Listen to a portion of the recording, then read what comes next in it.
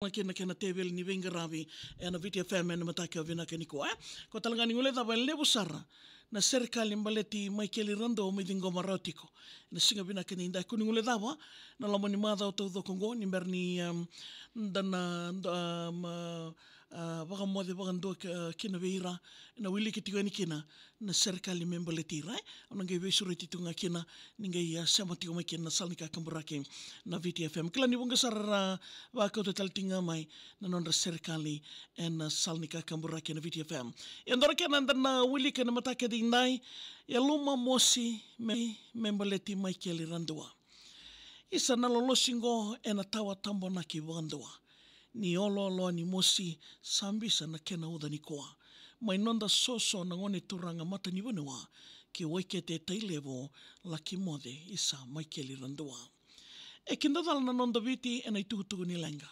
nona matangali on ravutu keira na kena waika nia kisi koto mai ni mati nona lori ki wekenda wawao mati e ratu Ndovi Road ndonui nandera tukutuku dada buka sa mulo da nonda Viti nio tamai chone na wekanda lomani e sakadivi mea wako aina mati ni kamida nonda Vimu City wakambimbi kina Viti FM kena mata vita dini na yawa mosi ni veita latala ni singa dhokenaki ni mbeu liwaliwa sayali kina nandomo ni veiwali kai waka taudoko ni kena ndaudo latitu na itavi sakalida leivi kindalinganda na ikarusa wolo kadhiwa ni machi isa nadhabu ikalawa ni singa ea mosi mbeu vesi nona vale leo ira na isoli ai tubu ni kalau endondono nga merakovi ni tawa ki koe o mate nona lesu mai na usori.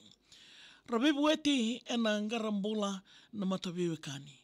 Ni ndau tale nona vei maliwai ke na vei ngarabi. Samber na kakere ni satandolo wao lo malangi. Ni kalau ena ndau kautanga nona ka ndingitaki. Mai na usori ki vesi sa tako so mate. Mbau rongo kindadala o tina ichone na randini vale. Na vinaka wakanio sambalolo ni baka nananu wale kamenda na laki seni kaukede ena kena kiseni mate. Na nongo moli ni wei susu e nonra ndela ni wanoa ki waikete tailevo tadina ralewe walu wakendua. E rara na kelo nonra yabu dhere menda moa wakambimbi ki Waimanu Road ena rua tolundua.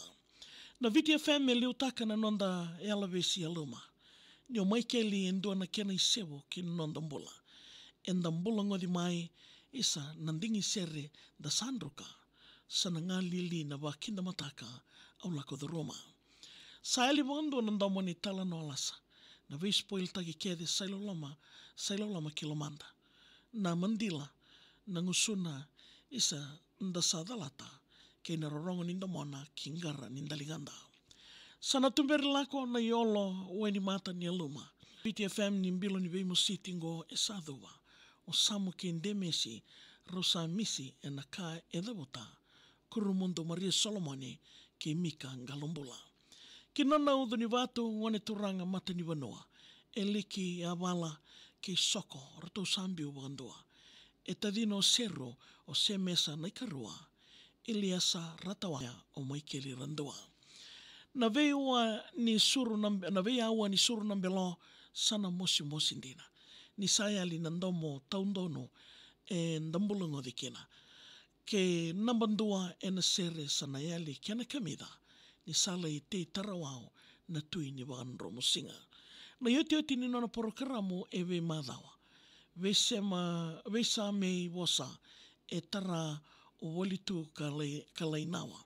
Na ulu ni wanua kede ni nrenre e dhambeti rawa, sombo, nrenre ngamodengu, ko wunia nararawa.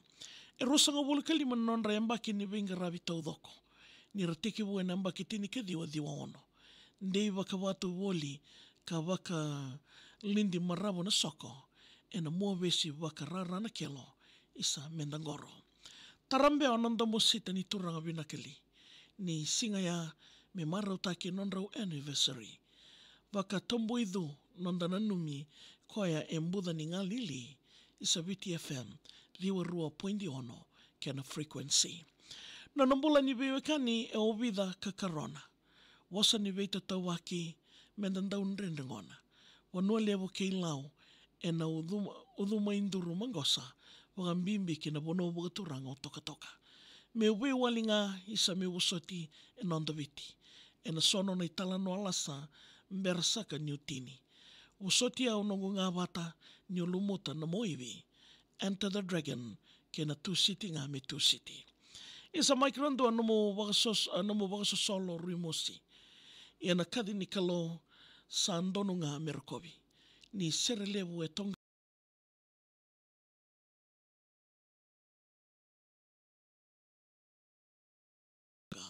dhuru ki na marau Merokovi. Au satinia nanda serikali ngoka e keka. Isa Maikeli mendalaki sota ki wuninga sauleka. Kina kinda ni mataka wau ni koia e mulikenda. Mwande viti a waini mata tawulo ni ngō o Richa Walembera. Ia wekem ni na ndobo te tiu mai e na singa winaka ni indai wina walewo. Nandingi taka tuko mai na Salnika Kambura ki na VTFM.